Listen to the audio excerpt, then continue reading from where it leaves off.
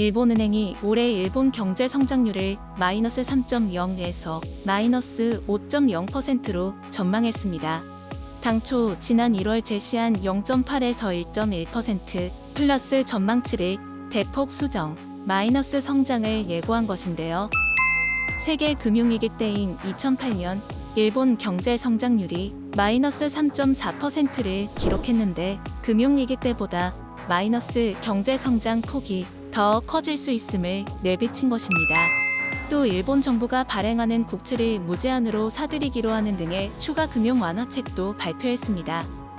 코로나19 대응을 위한 일본 정부의 돈 풀기, 중앙은행이 보조를 맞추겠다는 것인데 재정과 금융을 총동원했습니다. 하지만 시장의 반응은 기대 이하이며 실물 경제나 투자 심리를 개선하기엔 역부족이란 반응이 지배적입니다. 일본은행은 27일 금융정책결정회의를 열어 올해 일본 경제 실질 성장률 전망치를 마이너스 3.0 마이너스 5.0%로 제시했습니다. 리먼 쇼크가 발생한 2008년도와 비슷하거나 더 나빠질 것으로 본 것입니다.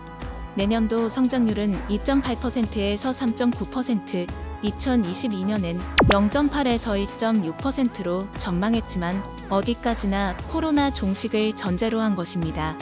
코로나 감염 사태가 장기화될 경우 이 수치들 역시 하향 조정될 수밖에 없습니다. 일본은행은 이미 예고한 대로 연간 80조엔인 국채 매입 한도를 철폐했으며 구로다 하루이코 일본은행 총재는 기자회견에서 국채 매입에 제한을 두지 않고 필요한 금액을 사들일 것이라며 채권 시장과 수익률 곡선을 안정시킨다는 차원에서 국채를 적극 매입하는 게 적절하다는 인식이라고 밝혔습니다. 이는 국채 매입에 상한이 없다는 뜻이며 무제한 국채 매입이 가능하다는 뜻으로 모든 수단을 동원해 코로나19 감염 확산으로 인한 경제적 위기에 대응하겠다는 강한 의지를 나타낸 셈입니다. 일본은행은 27일 금융정책회의를 연 뒤 상한을 두지 않고 필요한 금액만큼 장기 국채를 매입한다고 발표.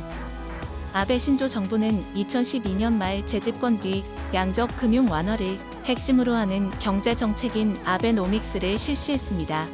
국채와 회사채를 대량 매입해 시중에 돈을 풀어왔으며 일본은행은 이후 국채 매입에 목표치라는 이름으로 제동장치를 뒀습니다. 최근에는 연간 보유잔고 증가액 80조엔이 상한이었는데 이마저 폐지한 것입니다.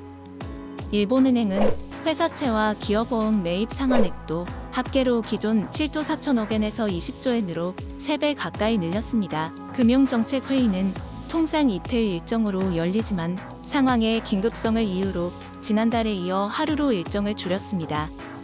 국채 매입 상한 철폐는 재정 건전성보다는 코로나19 확산으로 인한 경제위기 대처에 중점을 두겠다는 일본 정부의 강력한 의지로 풀이. 일본 정부는 이날 국민 1인당 현금 10만엔 지급안이 포함된 추가 경정 예산안 25조 6,914억엔을 국회에 제출했으며 재원은 모두 국채 발행으로 마련합니다. 적자 국채 23조 3,264억엔, 건설국채 2조 3,290억엔을 발행 추경 예산안은 30일 국회에서 최종 통과될 전망입니다. 상한선이 사라지면서 일본 정부 발행 국채를 사실상 무제한으로 떠안게 됐습니다. 일본은행의 국채 매입 상한 철폐와 관련해 채권 시장에서는 실질적 의미가 크지 않은 상징적인 조처로 받아들이는 분위기도 있습니다. 이토시마 다카토시 픽테투신투자 전략가는 니온 게이자이 신문에 회사채와 기업보험 매입 상한을 끌어올렸지만 자금 회전이 어려운 기업들은 회사채를 발행하지 못한다고 말했습니다. 투자자 문업체인 도카이도쿄 조사센터의 세키 구니토 전략가는 이 신문에 현재도 국채 매입 목표인 연간 80조엔에 미치지 못하고 있다며 어나운스먼트 효과는 나쁘지 않다고 말했습니다. 니케이 225 지수는 이날 전 거래일 대비 2.71% 상승 마감. 또한 일본 정부가 이미 지난달 무제한 국채 매입 실시를 내건 미국 연방준비제도의 행보를 답습하고 있다는 분석이 나옵니다. 일본은행은 또 기업보험과 회사채 매입 한도도 총 20조엔으로 끌어올렸으며 기존 매입 한도의 약 3배에 달한다. 매입 대상으로 하는 채권 잔존 기간도 기존 1에서 3년에서 5년까지 연장했습니다.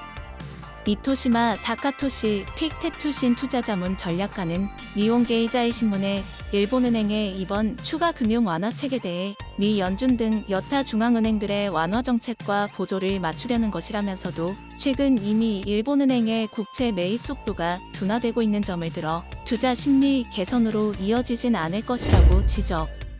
급격한 경기 침체를 막기 위해 정책을 총동원하겠다는 것이나 실물 경제 상황의 판도를 바꿀 만한 정책은 아니라는 것입니다. 다만 시장 전문가들은 국채 발행 증가에 따른 금리 상승 압력은 일정 부분 제어할 것으로 평가. 사실 많은 전문가들은 일본 은행이 꺼낼 카드가 없을 거라고 예상했었습니다. 플라자 아베 이후 장기간 지속된 일본의 경기 침체를 탈출하기 위해 아베 정부는 무제한 양적 완화, 마이너스 금리 정책으로 대표되는 아베노믹스를 이미 오랫동안 추진해왔기 때문입니다. 하지만 그 아베노믹스에도 시중에 은행이 풀 수 있는 유동성의 80조 엔이라는 한도가 존재했었습니다. 이번에 그 80조 엔 한도를 없애버린 것입니다. 신종 코로나 바이러스로 인해 침체된 경기를 살리기 위해 각국 정부의 돈풀기 즉 유동성 파티가 계속되고 있습니다. 그 중에서도 안전자산인 엔화와 미국 달러화를 이용한 일본과 미국의 유동성 잔치는 장기간 지속되고 있었는데요. 과연 신종 코로나 바이러스가 종식된 이후 이렇게 풀어놓은 유동성을 어떻게 회수할지 궁금해집니다. 이번 일본은행의 발표로 현대통화 이론이 다시 한번 시험대에 오른 것처럼 보입니다.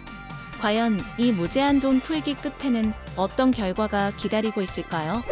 화폐의 가치가 휴지 조각이 될까요? 아니면 경기가 회복하여 일본의 잃어버린 30년의 종지부를 찍을까요? 여러분의 의견이 궁금합니다. 이상 넝쿨이었습니다. 여러분의 좋아요와 구독은 컨텐츠 제작에 많은 힘이 됩니다. 감사합니다.